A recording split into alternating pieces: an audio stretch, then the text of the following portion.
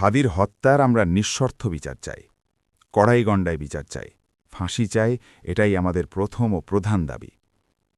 কিন্তু একই সঙ্গে আমি জনগণের প্রতি একটি স্পষ্ট আহ্বান জানাতে চাই। নিজের ঘর পুড়িয়ে বিচার আদায় হয় না। মাথা ঠান্ডা রাখুন। হাদি ছিল আমাদের কলিজার টুকরা, একজন স্বপ্নবাজ বিপ্লবী।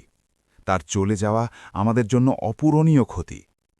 এই শোকের মুহূর্তে সাবধান থাকতে হবে, কারণ দেশের বাইরে লন্ডন, আমেরিকা, কানাডা, ফ্রান্সে বসে থাকা কিছু ইউটিউবার ও তথাকথিত বিপ্লবী সামাজিক যোগাযোগ মাধ্যমে বিষ ঢালছে। তারা উস্কানি দিচ্ছে, বিভ্রান্তি ছড়াচ্ছে। যারা বিদেশে বসে দেশের ভাঙচুরে উস্কানি দেয়, তারা আমাদের বন্ধু নয়।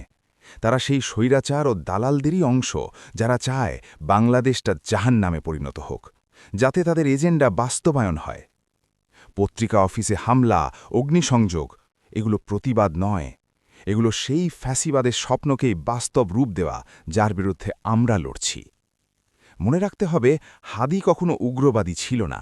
সে লড়াই করত স্বপ্নের জন্য, ন্যায়ের জন্য।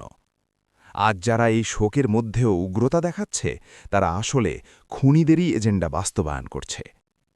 হাদির লাশ আসছে। এই সময় বিভাজনের নয়, ঐক্যের। জুলাই আমাদের এক করেছিল। আজ আমরা কেন আলাদা হব? এই বাংলার মাটিতে যেমন ফ্যাসিবাদের জায়গা নেই, তেমনি উগ্রবাদ ও জঙ্গিবাদেরও কোনো ঠাঁই নেই। আসুন সবাই মিলে শয়তানের এই ষড়যন্ত্র রুখে দাঁড়াই। বিচার চাই, কিন্তু ন্যায়, সংযম ও ঐক্যের পথেই।